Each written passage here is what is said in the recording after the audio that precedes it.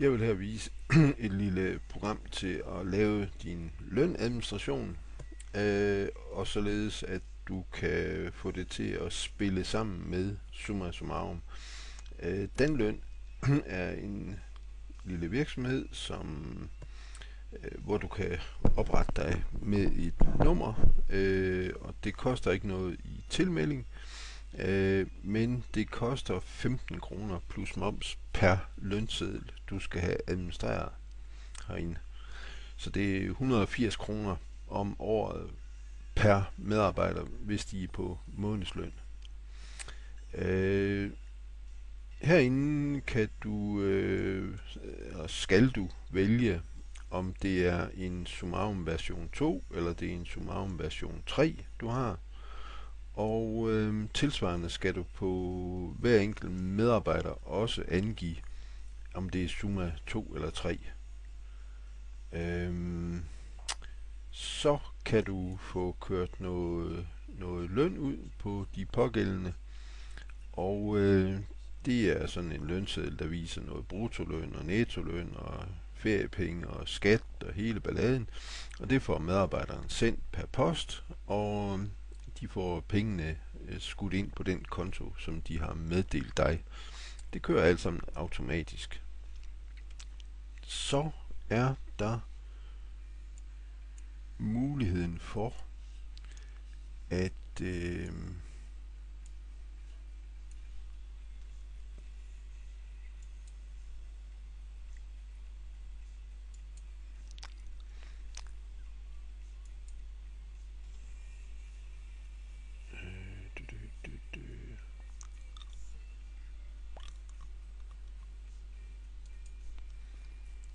så er der muligheden for, at du kan få overført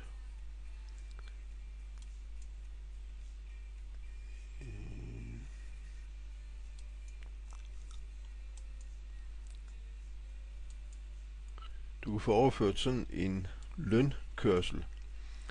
Og det resulterer i sådan en fil her, sådan en tekstfil, hvor der er noget CVR-nummer på din virksomhed, der er en lønperiode, der er hvilket regnskabssystem du bruger, og så er der nogle kontonumre, som det skal bogføres ind på, nu når at det bliver trukket ind i Summa Summarums kasseklæde.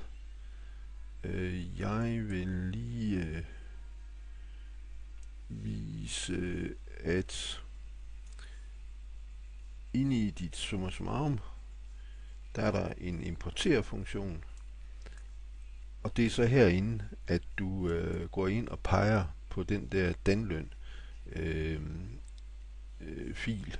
Den kommer så til at ligge i det her vindue her, og så skal du fortælle, hvordan der skal forholdes med de forskellige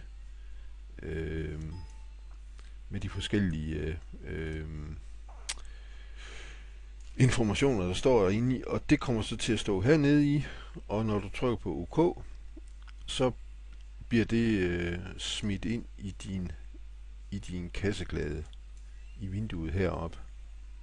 Helt på samme måde som hvis du importerer kontoskriften fra din netbank. Det er samme metode, der bruges. Så det er kanon nemt at bruge. Du kan tilmelde dig, eller du kan gå ind og kigge ind i systemet herinde, ved at du